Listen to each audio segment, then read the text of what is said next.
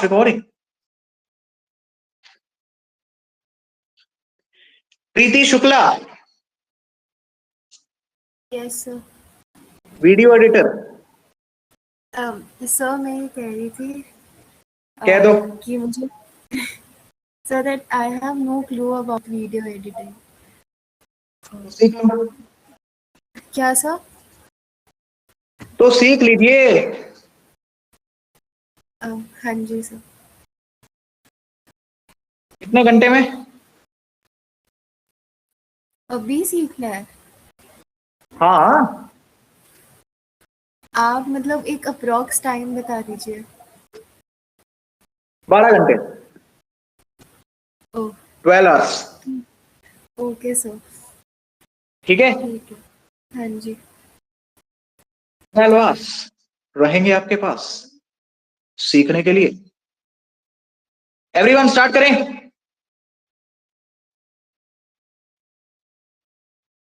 शुरू करें इस कहानी को। आज की क्लास से हमें स्टार्ट करना है रॉक्स। क्या स्टार्ट करना है? रॉक्स। क्या स्टार्ट करना है? रॉक्स। ठीक है, स्टार्ट करते हैं। भैया सबसे पहले आपके रॉक्स क्या होते हैं? कोई भी बच्चा क्या ये बताना चाहेगा कि रॉक्स क्या होते हैं? एनीवन? कोई भी बच्चा क्या ये बताना चाहेगा कि रॉक्स क्या होते हैं? बताइए प्लीज। No one? भैया जो आपके मिनरल्स हैं, जो आपके डिफरेंट टाइप्स ऑफ मिनरल्स हैं, जब वो कॉम्पैक्ट होते हैं, कॉम्पैक्ट का मतलब ये देख लो मेरा हाथ, दिस इज कॉल्ड कॉम्पैक्टेशन। जब भैया वो कॉम्पैक्ट होते हैं और उन्हीं कॉम्पैक्टेशन ऑफ मिनरल्स के बाद जो आपका एक सॉलिड मटेरियल निकल के आता है, उसी को आप कहते हैं रॉक्स। क्या कहते हैं? रॉक्स। बेसिकली अगर आपसे कोई रॉक की डेफिनेशन पूछे तो सिर्फ इतना याद रखना, सिर्फ इतना याद रखना कि rocks are solid material which is a result of compactation of minerals and rocks are composed of minerals. ठीक है, समझ में आ गया? मिनरल्स की कॉम्पैक्टेशन की वजह से जो सॉलिड मटेरियल आपको देखने को मिलता है उसको आपने नाम दिया है रॉक्स। क्या नाम दिया है? रॉक्स। इतना समझ में आ गया? आगे बढ़ते हैं। अब भैया अगर आपकी रॉक का फॉर्मेशन हो रहा है तो जायज सी बात है कुछ विशेष प्रकार के मिनरल्स होंगे जो कोई विशेष प्रकार की रॉक बनाते होंगे। तो रॉक फॉर्मिंग मिनरल्स में सबसे पहला है आपका फेल्डस्पार। सबसे पहला है आपका फेल्डस्पार। इमेज आप यहां पर देख सकते हैं। ठीक है, इमेज आप यहां पर देख सकते हैं। आपका आधे से ज्यादा क्रस्ट, अब क्रस्ट क्या होता है मैं रिपीट नहीं करूंगा। आपका आधे से ज्यादा क्रस्ट ध्यान रखेंगे इस कंपोज्ड ऑफ फेल्डस्पार, इस composed of feldspar. Feldspar basically एक कॉम्पोजिशन है, ग्रुप ऑफ मिनरल्स है जिसके अंदर आपके कई सारे एलिमेंट्स आते हैं। सिलिकॉन हो गया, ऑक्सीजन हो गया, सोडियम हो गया, पोटेशियम हो गया, कैल्शियम हो गया और एल्यूमिनियम हो गया। एनडीए में क्वेश्चन आएगा which one of the following minerals या elements is not the part of feldspar, is not the part of feldspar. तो इतने का नाम याद कर लो, that is silicon, oxygen, sodium, potassium, calcium and aluminium. इसके सिवा जो भी मिलेगा वो फेल्डस्पार का हिस्सा नहीं है। ठीक है, तो सम रॉक्स फॉर्मिंग मिनरल्स में हमने सबसे पहले देखा फेल्डस्पार। 2 पॉइंट्स इसमें याद रखेंगे। Half of the crust is composed of feldspar and point number 2, feldspar is composed of silicon, oxygen, sodium, potassium, calcium and aluminium. इतना क्लियर है भैया? दूसरा मिनरल्स जो रॉक की फॉर्मेशन में हेल्प करता है that is quartz, that is quartz. Quartz is basically the composition of silica plus oxygen. अगर आप थोड़ा सा इसको ध्यान से देखेंगे तो ये आपको चीनी का स्ट्रक्चर देखने को उसमें मिलेगा। छोटी छोटी आपने चीनी की जो बॉल्स होती हैं, अगर आप उन्हीं बॉल्स को कॉम्पैक्ट कर दें, मिला दें, जोड़ दें तो आपको कुछ इस प्रकार से स्ट्रक्चर देखने को मिलेगा। जस्ट फॉर एन एग्जांपल, इसी प्रकार से आपका क्वार्ट्ज होता है। So quartz is basically the composition of silicon plus में ऑक्सीजन। याद रखेंगे ये रेडियो और रडार मैन्युफैक्चरिंग में बहुत ज्यादा इस्तेमाल किया जाता है। ठीक है, ये आपका रेडियो और रडार मैन्युफैक्चरिंग में बहुत ज्यादा इस्तेमाल किया जाता है। इतना समझ में आ गया? इतना समझ में आ गया? परफेक्ट भैया, ये हेक्सागोनल शेप में होता है। हेक्सागोनल का क्या मतलब है? कम ऑन मैथमेटिक्स वालों। 6-sided figure. क्या क्या क्या क्या क्या क्या? जो 6-sided figure होती है ना। बिल्कुल सही, 6 sided figure. Hexagonal crystalline structure, यानी कि इसमें आपको क्रिस्टल्स की तरह स्ट्रक्चर देखने को मिलेगा। तो फेल्डस्पार और क्वार्ट्ज से रिलेटेड दोनों पॉइंट्स, जितने भी पॉइंट्स मैंने आपको लिखवाए हैं, वो आपको याद होने चाहिए। समझ में आ गया? Everyone clear? नोट डाउन करना है, नोट डाउन कर लो, आपके पास 2 मिनट का समय है। Bhaiya, I have a doubt. हाँ please. What is the difference between silicon and silica? Silicon and Silica. किसने Sometimes you पूछा ये? mentioned silica. Me, Basavaraj. Basavaraj. किसी को पता है भाई क्या डिफरेंस होता है? एनीवन? एनीवन, किसी को पता है क्या डिफरेंस होता है?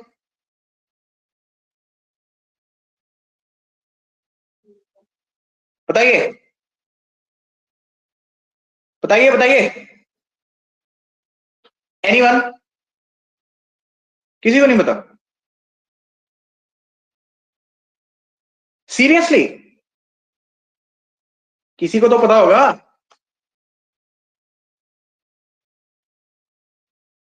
वाह मेरे क्रांतिकारियों, तुम ही लाओगे देश में क्रांति। सुनो भाई ध्यान से, जो तुम्हारा सिलिकॉन है,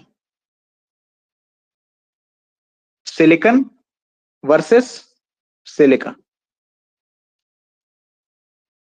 ठीक है? ध्यान से समझेंगे। सिलिकॉन आपका प्योर एलिमेंट है, सिलिकॉन आपका प्योर एलिमेंट है,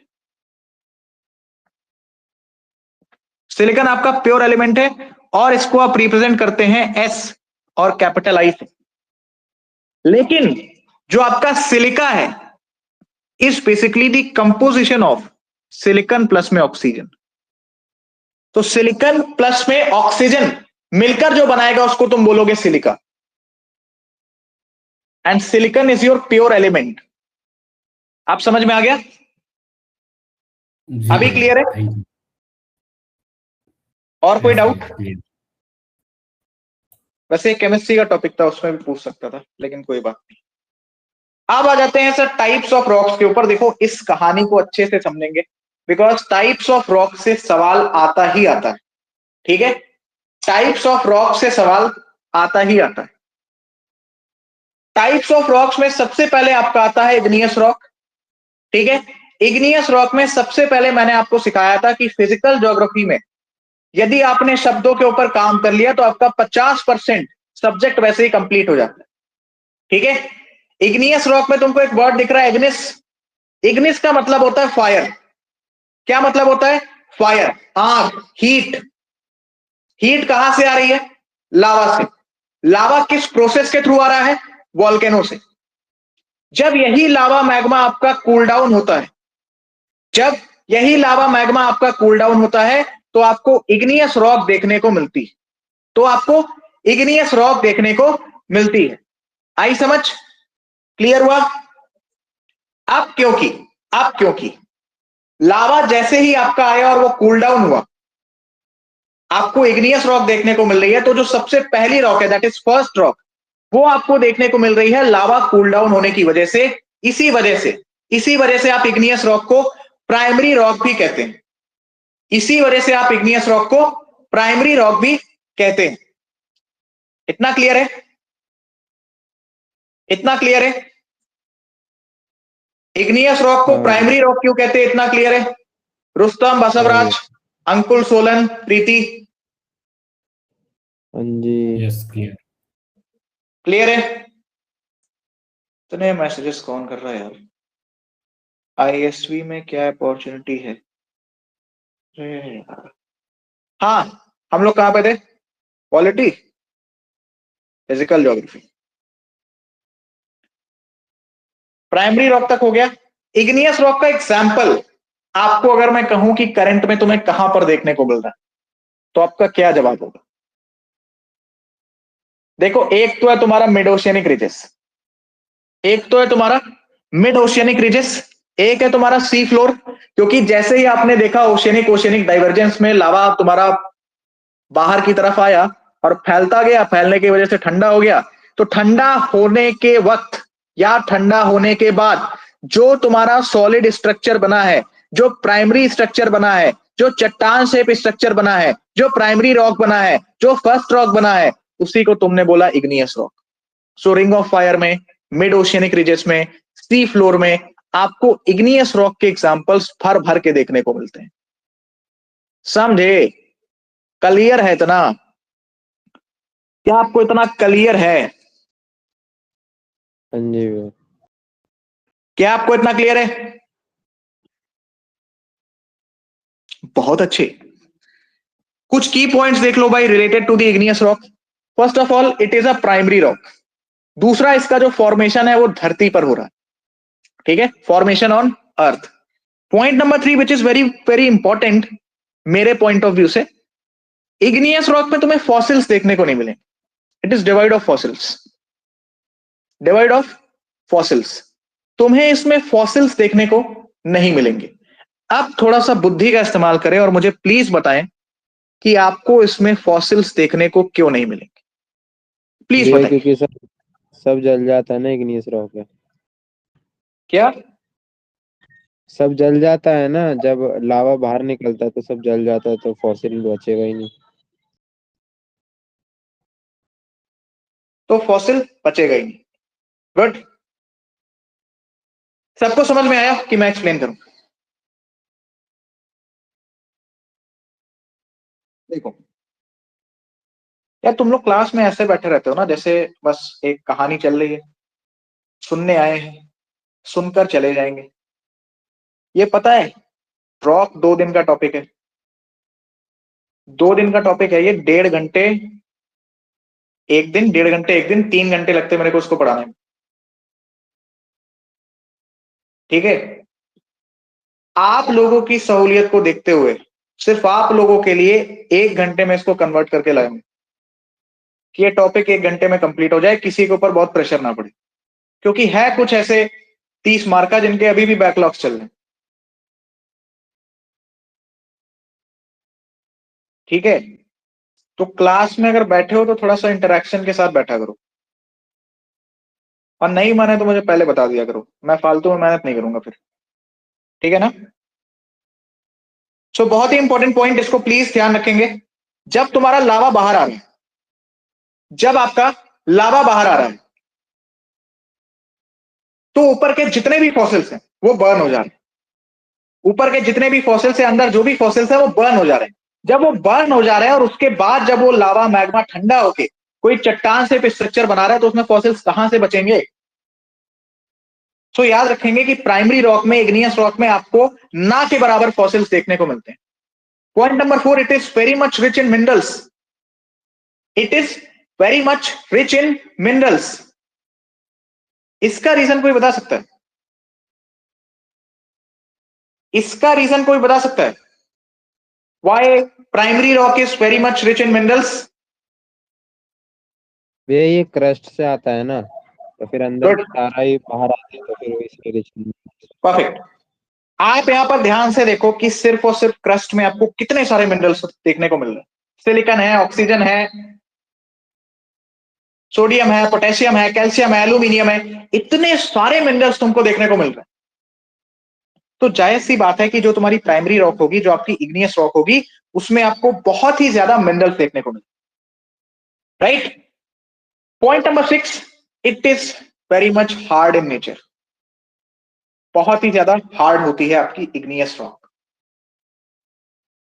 अच्छा, इट इज पॉइंट नंबर 5, ठीक है। Point number 6, absence of layer.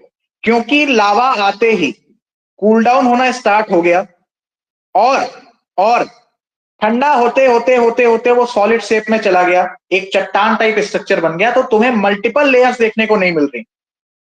Igneous rock में आपको मल्टीपल लेयर्स देखने को नहीं मिल रही हैं। तो एक पॉइंट ये भी याद रखेंगे कि यहां पर you will see the absence of layers, absence of layers. Point number 7, Igneous rocks are crystalline in nature. Point number 7, igneous rocks are crystalline in nature. ये तुम्हारा नेचर में क्रिस्टल की तरह देखने को मिलेगा. क्रिस्टल मतलब जो चीनी के छोटे छोटे टुकड़े होते हैं ना, आप उसको इमेजिन कर सकते हो, कुछ उसी प्रकार से आपको चीजें देखने को मिलेंगी. Now the most important part for the examination is examples of igneous rock. ये तो तुम बेटा दिमाग में बैठा लो, और यहां से मान के चलो कि डायरेक्ट सवाल आने के चांसेस. सीधा पूछेगा ये किस कैटेगरी का रॉक है. डेसाइट किस कैटेगरी में आता है, गैब्रो किस कैटेगरी में आता है, ऑब्सिडियन किस कैटेगरी में आता है, पेरिडोटाइट किस कैटेगरी में आता है, पैग्माटाइट किस कैटेगरी में आता है, डायोराइट किस कैटेगरी में आता है, स्कोरिया किस कैटेगरी में आता है, प्यूमाइस किस कैटेगरी में आता है. डायरेक्टली आपसे ये सवाल पूछा जा सकता है. ठीक है, तो ये सारे examples, basalt, pumice, obsidian, rhyolite, scoria, dacite, granite, gabbro, diabase, diorite, pegmatite, peridotite, ये सारे एग्जांपल्स आपके दिमाग में होने चाहिए. ये सारे एग्जांपल्स आपके दिमाग में होने चाहिए. समझ में आ गया एवरीवन? समझ में आ गया? Good. Now comes the types of igneous rock. अब देखो ध्यान से, इग्नियस रॉक, लावा जब तुम्हारा ठंडा हो रहा है उससे बन रही है, इसी वजह से आपने उसको प्राइमरी रॉक बोला. तो लावा जितने प्रकार का होगा, इग्नियस रॉक में डिविजन्स भी उतने प्रकार के बनेंगे. सही कह रहे हो सर, राइट. लावा तुम्हारा होता है दो प्रकार का, पढ़ा रखा है मैंने वैसे कल की क्लास में, लेकिन फिर भी देख लो. लावा होता है आपका दो प्रकार का, एसिडिक जिसमें सिलिका का कंटेंट ज्यादा है. कितना ज्यादा है? लगभग 80%. उसके बाद बेसिक जिसमें सिलिका का जो कंटेंट है वो कम है, लगभग 40%. किसमें सिलिका का कंटेंट ज्यादा है, इसका मतलब वो एसिडिक लावा से बनी हुई है. जिस रॉक में सिलिका का कंटेंट ज्यादा है, इसका मतलब वो एसिडिक रॉक से बनी हुई है. तो टाइप नंबर 1 में तुम्हारा आएगा एसिडिक इग्नियस रॉक, जिसका बहुत ही प्यारा एग्जांपल है ग्रेनाइट. जिसका बहुत ही प्यारा एग्जांपल है ग्रेनाइट. याद रखेंगे एसिडिक इग्नियस रॉक का फेल्सिक नेचर होता है, यानी इसमें तुम्हें फेल्सपार के सारे मिनरल्स प्लस में सिलिका के सारे मिनरल्स देखने को मिलेंगे. सिलिका हो गया, ऑक्सीजन हो गया, फेल्सपार में तुम्हारा सोडियम हो गया, पोटेशियम हो गया, एल्यूमिनियम हो गया, सिलिकॉन हो गया, ऑक्सीजन हो गया. ठीक है, तो याद रखेंगे एसिडिक इग्नियस रॉक तुम्हारी फेल्सिक नेचर की होती है. एसिडिक इग्नियस रॉक आपकी फेल्सिक नेचर की होती है. क्लियर है? समझ में आ गया? इतना इतना समझ में आ गया? नोट डाउन करना है तो कर सकते हो. लावा यदि बेसिक है, जाहिर सी बात है कि सिलिका का कंटेंट कम होगा. जब सिलिका का कंटेंट कम है, इसका मतलब लगभग 40% तुम्हारा सिलिका होगा. तो ऐसी रॉक को आप कहेंगे बेसिक इग्नियस रॉक. इसका बहुत ही प्यारा एग्जांपल है बसाल्ट. ये मैफिक नेचर का होता है, यानी इसमें फेरो मैंगनीज, आयरन वगैरह आपको ज्यादा देखने को मिलते हैं, जिसकी वजह से इसका जो कलर है वो हल्का काला हो जाता है. हल्का काला हो जाता है. अब यार बीच वाली कहानी भी तो बन सकती है कि सिलिका ना ही 80% है, ना ही 40% है, बल्कि 50%. अगर ऐसा होता है, अगर ऐसा होता है तो तुमको चुपचाप एग्जाम्पल याद करना है कि सिलिका यदि 50% है, तो मुझे ना ही एसिडिक इग्नियस रॉक देखने को मिलेगी, ना ही बेसिक इग्नियस रॉक देखने को मिलेगी. मुझे डायोराइट एंड एंड्रासाइट देखने को मिलेगा. मुझे डायोराइट एंड एंड्रासाइट देखने को मिलेगा. डायोराइट एंड एंड्रासाइट देखने को मिलेगा. समझ में आ गया? इतना क्लियर है एवरीवन? इतना क्लियर है? Just give me a second guys, एक कॉल आ रहा है मेरे पास. कौन कर रहा है ये? Who is doing this? Please wait.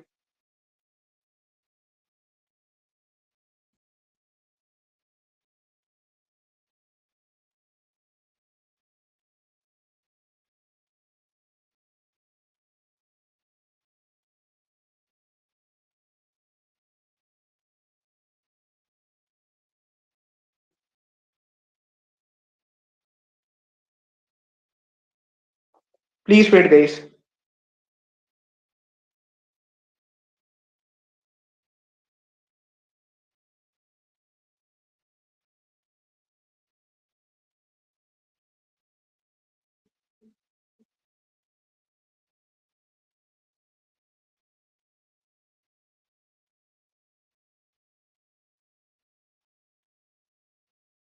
Note कर लो तब तक।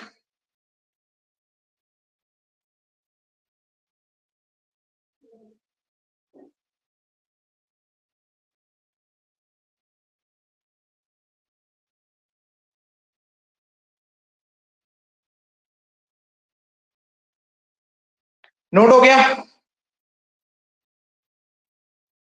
टाइप्स ऑफ इग्नियस रॉक, क्योंकि इग्नियस रॉक आपकी लावा से बन रही है तो ये इस बात पर भी डिपेंड करेगा कि लावा आपके कितने टाइप के होते हैं। जितने टाइप के आपके लावा होंगे उतने प्रकार से आपको इग्नियस रॉक देखने को मिलेगी। तो एसिडिक लावा में एसिडिक इग्नियस रॉक, बेसिक लावा में बेसिक इग्नियस रॉक। यदि सिलिका का कंटेंट 50% है तो ना ही तो एसिडिक की तरफ जा रहा, ना ही तो बेसिक की तरफ जा रहा। उस केस में दो एग्जांपल याद रखना, डायोराइट एंड एंड्रासाइट। क्लियर है? इतना क्लियर है क्या? क्या आपको इतना क्लियर है? हाँ या ना में जवाब दें। Yes sir. Perfect. Igneous rock जो मैं क्लासिफिकेशन कर रहा था, दो बेसिस पर होंगे, on the basis of chemical composition and on the basis of place of formation. अगर मैं केमिकल कॉम्पोजिशन की बात करूं, मैंने तुम्हें तीन बताए, acidic igneous rock, basic igneous rock और इंटरमीडिएट वाला, जिसमें सिलिका का जो कंटेंट है वो 50% है। एग्जाम्पल मैंने आपको बताया diorite and andesite. Acidic igneous rock में सिलिका हाई है, फेल्सिक नेचर का है, यानी फेल्सपार और सिलिका वगैरह आपको देखने को मिल रहा है। ग्रेनाइट इसका बहुत ही बढ़िया एग्जाम्पल है। याद रखेंगे लावा का फ्लो, क्योंकि एसिडिक नेचर का है, acidic igneous rock acidic lava से बना है। एसिडिक लावा में सिलिका की मात्रा हाई होती है, हाई होने की वजह से उसका फ्लो धीमा होता है और साथ ही साथ उसकी विस्कोसिटी ज्यादा होती है। लावा का फ्लो धीमे है, लावा आराम से चल रहा है, तो ज्यादा ऊपर तो आ नहीं पाएगा, अंदर ही डेप्थ में कहीं बहता रहेगा। तो जायज सी बात है, जब अंदर ही डेप्थ में कहीं बहता रहेगा तो उसकी जो कूलिंग है वो भी स्लो होगी, क्योंकि अभी वो धरती के अंदर ही है। कूलिंग उसकी जितनी स्लो होगी, उसका जो स्ट्रक्चर है, जो कॉम्पोजिशन है, वो उतना ही परफेक्ट बनेगा, जिसकी वजह से एसिडिक इग्नियस रॉक आपको ज्यादातर क्रिस्टलाइन नेचर के देखने को मिलते हैं। बेसिक इग्नियस रॉक में सिलिका 40% है, मैफिक नेचर का होता है। फेरोमैंगनीज, डार्क कलर आ जाता है उस फेरोमैंगनीज की वजह से। इसका सबसे प्यारा एग्जांपल है basalt rocks. Now on the basis of place of formation, place of formation के बेसिस पर दो प्रकार से इसका क्लासिफिकेशन किया गया है। इंट्रूसिव इग्नियस रॉक जो धरती की सतह के अंदर बन रहे हैं, एंड एक्सक्लूसिव इग्नियस रॉक जो धरती की सतह के ऊपर बन रहे हैं। अभी मैंने आपको जो बताया कि यार एसिडिक लावा है, एसिडिक लावा में सिलिका का जो कंटेंट है वो ज्यादा होता है, जिसकी वजह से उसका जो फ्लो है वो धीमा होता है, जिसकी वजह से वो बहुत ज्यादा ऊपर नहीं आ पा रहा है, धरती के अंदर ही कहीं ना कहीं बह रहा है। अब धरती के अंदर है तो उतना प्रेशर, वॉल्यूम, टेम्परेचर, हीट भी नहीं पड़ पा रही, स्लो कूलिंग है। स्लो कूलिंग की वजह से इसके जो स्ट्रक्चर्स हैं वो काफी ज्यादा प्रॉपर बनते हैं। तो जो भी इग्नियस रॉक तुमको धरती की सतह के अंदर देखने को मिलेगी ना, they will be very much crystalline, they will be highly crystalline, they will be highly crystalline. समझ में आ गया? They will be highly crystalline. All right. अब यार देखो, जब मैंने तुमको बोला कि जो तुम्हारा एसिडिक लावा तुमको डीप डेप्थ में मिल रहा है या गहराई में मिल रहा है, तो पॉइंट आता है कितनी गहराई। अगर गहराई कम है, शैलो डेप्थ है, तो वहां पर जो रॉक्स मिलेंगे उनको आप कहेंगे हाइपाबाइसल रॉक्स या हाइपाएबेसल रॉक्स। हाइपाएबेसल रॉक्स, हाइपाबाइसल नहीं, इट्स हाइपाएबेसल रॉक्स। इसका एग्जांपल सिल हो गए, डाइक्स हो गए, पैकोलिथ एंड बैथोलिथ। याद करो कल वाली क्लास। याद करो कल वाली क्लास मैंने तुमको सिल, डाइक, स्पेकोलेट, बैथोलेट सब कुछ पढ़ा रखा है। तो यदि कम गहराई में तो आप उनको कहेंगे हाइपरबाइसल रॉक्स। इसका एग्जांपल है सिल, डाइक, स्पेकोलेट एंड बैथोलेट। अगर ज्यादा डेप्थ में, ज्यादा गहराई में और वहां पर आपका लावा कूल डाउन हो रहा है, तो ज्यादा डेप्थ में जो आपके इग्नियस रॉक बन रहे हैं उनको आप कहेंगे plutonic igneous rocks. Plutonic igneous rocks, इसका एग्जांपल है ग्रेनाइट। इसका एग्जांपल है ग्रेनाइट। ठीक है। एक्सक्लूसिव इग्नियस, भाई जिस लावा का फ्लो तेज होगा वो आराम से बहकर बाहर आ जाएगा। बेसिक लावा का फ्लो तेज होता है बिकॉज उसमें सिलिका का कंटेंट कम है, उसकी विस्कोसिटी कम है, लेकिन फ्लो बहुत ज्यादा है। तो बेसिक लावा तुम्हारा फ्लो के पूरा ऊपर आ गया, आराम से ठंडा हो गया। इसका सबसे प्यारा एग्जांपल है सी फ्लो। तो धरती की सतह के ऊपर बना तो एक्सक्लूसिव इग्नियस रॉक, धरती की सतह के नीचे बना तो intrusive igneous rock. Intrusive igneous में भी दो कैटेगरी, अगर कम गहराई पे है, शैलो डेप्थ पे है, तो आप कहेंगे hypabyssal rocks, sill, dyke, phacolith and batholith. Deep depth में है तो आप उनको कहेंगे प्लूटोनिक रॉक्स या प्लूटोनिक इग्नियस रॉक्स। एग्जांपल इसका ग्रेनाइट। देख लो भाई, how are igneous rocks formed. धरती के ऊपर बना तो एक्सक्लूसिव इग्नियस रॉक, धरती के अंदर बना तो इंट्रूसिव इग्नियस रॉक। यहां तक कोई दिक्कत परेशानी हो, कोई डाउट हो तो प्लीज बताइए। नहीं भैया। यहां तक कोई भी दिक्कत परेशानी हो, कोई भी डाउट हो तो प्लीज बताइए। प्लीज लेट मी नो,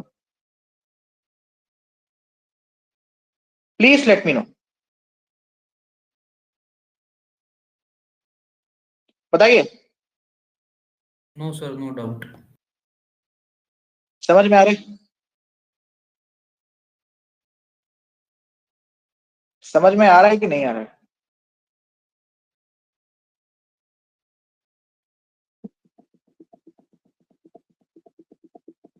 बताइए।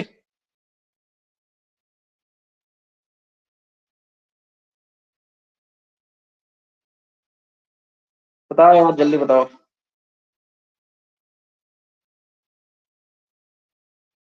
मत बताओ, तुम्हारे नुकसान है। दूसरा है भैया आपका सेडिमेंट्री रॉक्स। इग्नियस रॉक्स आपके खत्म हो गए हैं, अब आपका आता है सेडिमेंट्री रॉक्स। सेडिमेंट्री रॉक्स में याद रखना तुम्हें फॉसिल्स बहुत ज्यादा देखने को मिलेंगे, लेयर्स बहुत ज्यादा देखने को मिलेंगी, मिनरल्स उतने ही कम हो जाएंगे। अभी आपने देखा इग्नियस रॉक्स में मिनरल्स बहुत ज्यादा होते हैं, लेकिन सेडिमेंट्री रॉक्स में आपके मिनरल्स कम हो जाएंगे। सेडिमेंट्री रॉक्स आपकी काफी ज्यादा सॉफ्ट होती है। Now what do you understand by the term sedimentary? Sedimentary term का सिंपल सा मतलब है सेटल डाउन। सेडिमेंट्री टर्म का सिंपल सा मतलब है सेटल डाउन होना, बैठ जाना, settle down, right. Sedimentary rocks जिस प्रोसेस से बनती हैं उस प्रोसेस को आपने नाम दिया है डेनुडेशन। उस प्रोसेस को आपने नाम दिया है डेनुडेशन। डेनुडेशन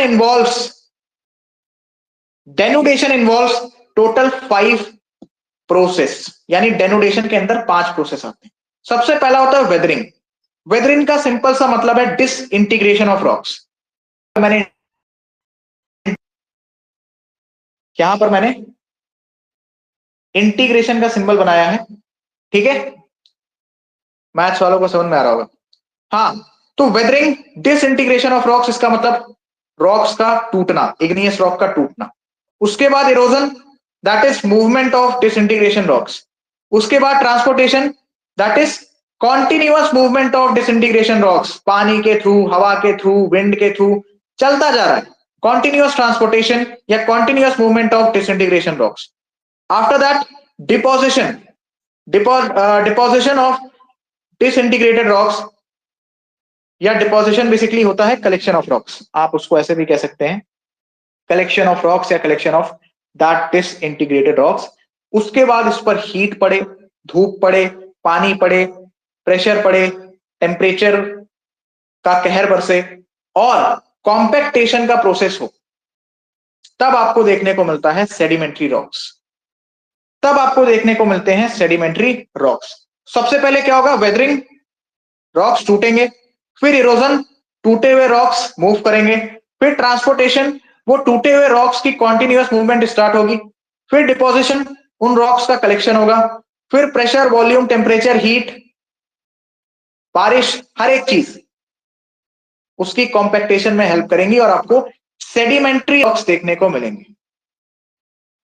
अब क्योंकि इसमें इतनी सारी प्रोसेस इन्वॉल्व है तो याद रखना सेडिमेंट्री रॉक्स में बहुत सारी लेयर्स डेवलप हो जाती है, बहुत सारी। भाई वेदरिंग के टाइम थोड़ा सा कुछ हुआ, फिर इरोजन के टाइम, फिर ट्रांसपोर्टेशन, फिर डिपोजिशन, आफ्टर दैट कॉम्पैक्टेशन, तो बहुत सारी आपकी लेयर्स बनती जाती हैं। इसी वजह से सेडिमेंट्री रॉक्स में तुम्हें लेयर काफी ज्यादा मात्रा में देखने को मिलेंगी। इसके एग्जाम्पल्स बहुत ही ज्यादा इंपॉर्टेंट हैं। लाइमस्टोन हो गया, सैंडस्टोन हो गया, क्ले हो गए, पोटैश हो गया, कोल हो गया, चॉक हो गया, कॉन्ग्लोमेरेट्स हो गए एंड एट लास्ट शेल।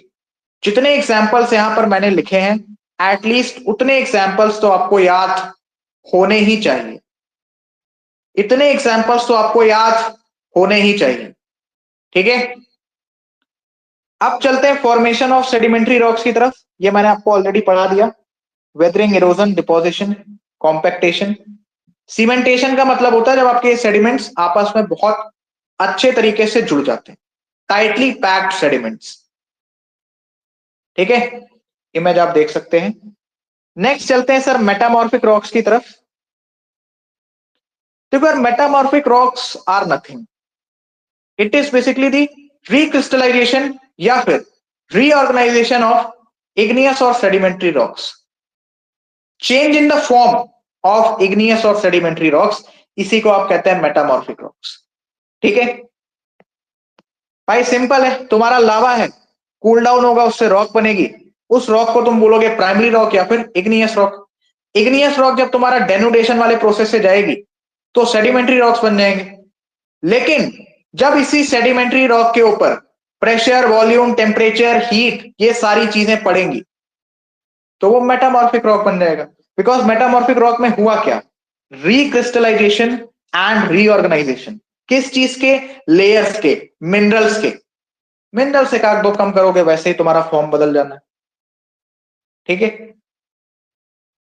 ये कुछ एग्जांपल्स हैं।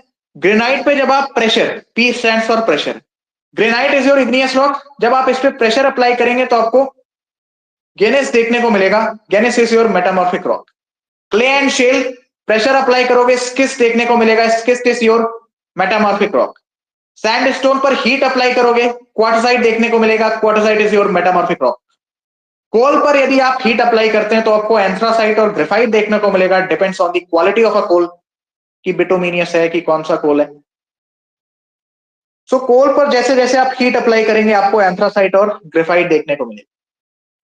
बसाल्ट को तुम सिर्फ नेचुरली भी छोड़ दोगे ना, प्रेशर, वॉल्यूम, टेम्परेचर, हीट उसको नेचुरली भी मिलता रहेगा, तुम्हें देखने को मिल जाएगा एम्फीबोलाइट, which is again your metamorphic rock, again your metamorphic rock। इतना क्लियर हो गया,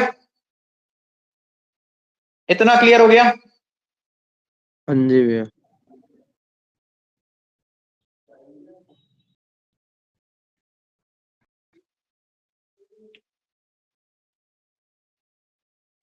perfect. Last topic that is rock cycle. Rock cycle को थोड़ा ध्यान से समझेंगे। रॉक बनाने के लिए तुम्हारा प्राइमरी इंग्रेडिएंट क्या है, मैग्मा। जब मैग्मा क्रिस्टलाइजेशन प्रोसेस के थ्रू गुजरता है तो तुम्हें देखने को मिलता है इग्नियस रॉक। इग्नियस रॉक जब डेन्यूडेशन से होकर गुजरता है तो आपको देखने को मिलता है सेडिमेंट्री रॉक। जब सेडिमेंट्री रॉक पर तुम हीट एंड प्रेशर अप्लाई करते हो तब तुम्हें देखने को मिलता है मेटामॉर्फिक रॉक, और यही मेटामॉर्फिक रॉक वापस से मेल्ट होकर मैग्मा बन जाती है। या इग्नियस रॉक पे अगर हीट एंड प्रेशर ज्यादा पड़े तो बन जाएगी मेटामॉर्फिक रॉक। यदि इग्नियस रॉक तुम्हारी पहले ही मेल्ट हो गई तो बन जाएगी वही लावा जिससे, वही मैग्मा, वही लावा जिससे वो बनी हुई। वापस से एक बार इसको देख लो, वापस से एक बार इसको देख लो।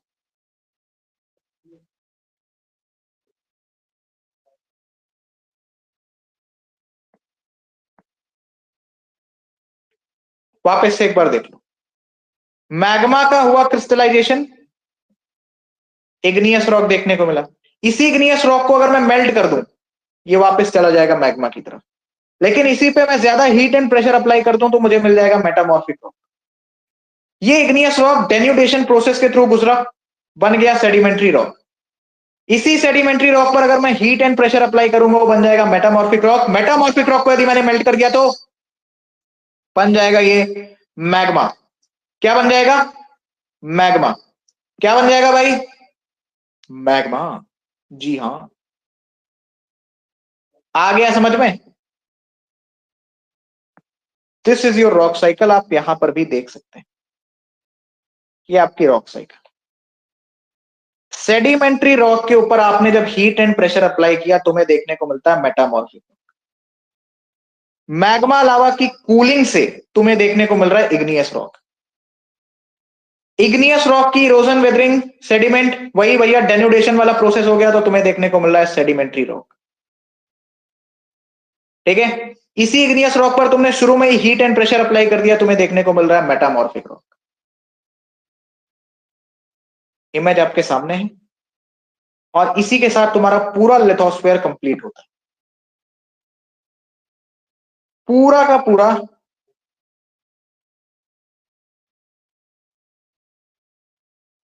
आपका रॉक कंप्लीट होता है। इसमें इतना ही था, rock cycle, then this metamorphic rocks, then this sedimentary rocks, igneous rocks and types. कुल मिला के अगर तुमको लावा की कहानी क्लियर है कि एसिडिक लावा, बेसिक लावा क्या है, तो तुमको रॉक्स आराम से समझ में आ जाएंगे। अगर ये नहीं समझ में आया है तो मेरा यकीन मानो तुम्हें कल का टॉपिक भी क्लियर नहीं। और अगर कल का टॉपिक क्लियर नहीं होगा, इसका मतलब तुमने रिवीजन नहीं किया। रिवीजन नहीं किया है तो रॉक्स वैसे भी समझ में आने वाले नहीं। तो आप देख सकते हैं हमने कितना कंटेंट सिर्फ 40 से 45 मिनट की क्लास में कवर कर लिया।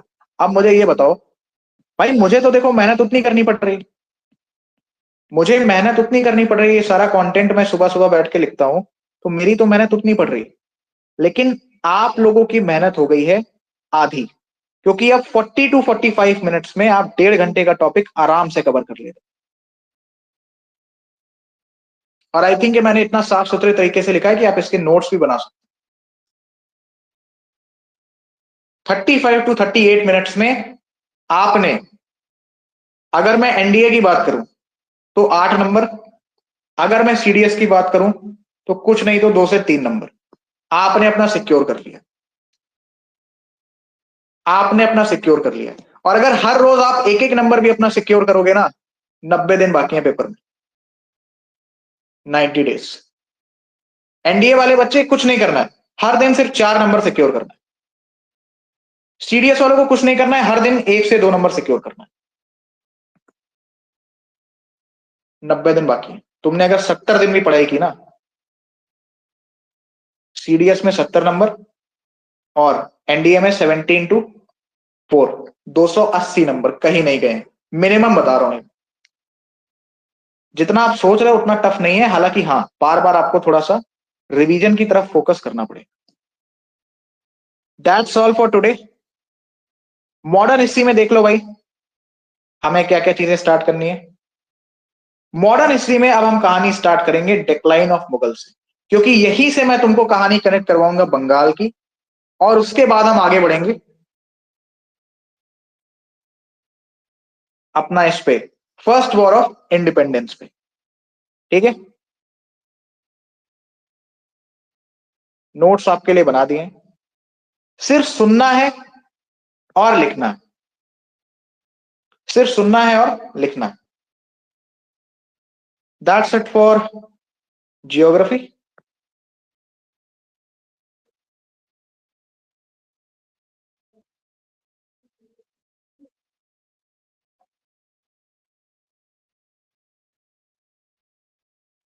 अब बताइए यदि आपको कोई सवाल पूछना है तो। एक तो सबसे घटिया आदत है तुम लोगों की, ये जो वीडियो ऑन ऑफ करके बैठे रहते हो। मतलब मेरी वीडियो ऑन है, तुम्हें बड़ी शर्म आ रही है वीडियो ऑन करने में। हम्म।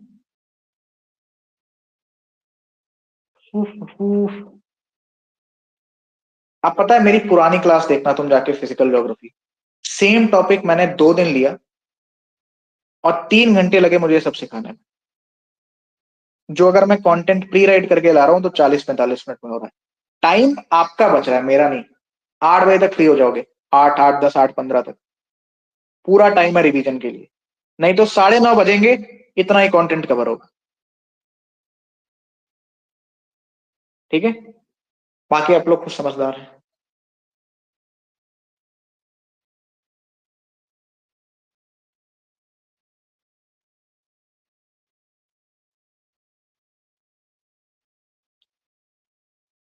वोकैबुलरी भेज रहा हूं आज की ग्रुप के ऊपर। खाली है रोज 10 वर्ड्स भी आप अपनी कॉपी में नोट डाउन कर लो ना, तो इंग्लिश में मामला सेट हो जाएगा वोकैब में।